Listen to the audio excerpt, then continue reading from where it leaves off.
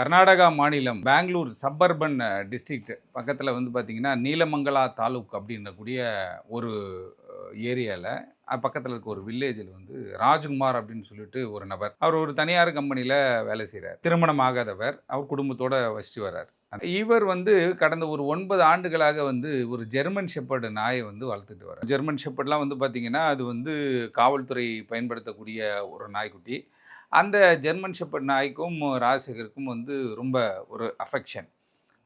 அப்படி இருக்கும் பொழுது நல்ல நிலையில் அவர் அந்த நாய்க்குட்டியை பார்த்துக்கிட்டாரு. அதை பராமரிக்கிறதுக்கான செலவுகள் எல்லாமே வந்து இவர் தனியார் நிறுவனத்தில் வேலை செய்கிறதுனாலையும் குடும்பத்தோடு இருக்கிறதுனாலையும் அவர் வந்து அந்த நாய்க்குட்டியை நல்ல முறையில் பார்த்துட்ருக்காரு. ஆனால் அந்த 31/12/2024 அன்னைக்கு வந்து அந்த நாய்க்குட்டி இறந்து போயிடுது.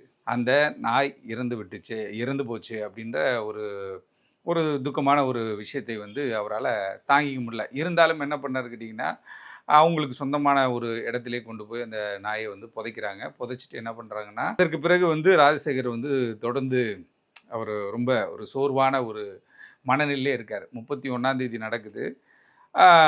அன்னைக்கு வந்து காலையில் அந்த நாய்க்குட்டி இறந்த உடனே அதை வந்து என்ன பண்ண அடக்கம் செய்துவிட்டு, அடுத்த நாள் 31 நைட் அப்படின்னு பார்க்கும்பொழுது நியூ இயர் அன்னைக்கு நைட்டு வந்து எல்லாரும் குடும்பமாக வீட்டில் இருக்கக்கூடிய இடத்துல இவர் என்ன பண்ணுறாருன்னா, இந்த இறந்து போன நாய்க்குட்டியை வந்து கட்டி வைக்கிறதுக்கான ஒரு சங்கிலி இருந்துச்சு இல்லையா வீட்டில், அந்த சங்கிலி எடுத்துகிட்டு போய் என்ன பண்ணுறாரு, யாருமே இல்லாத இடமா பார்த்து அவங்க வீட்டுக்குள்ளேயே அந்த சங்கிலியிலே அவர் வந்து தூக்க மாட்டிக்கொண்டு அவர் வந்து என்ன பண்ணார், இறந்து போகிறார்.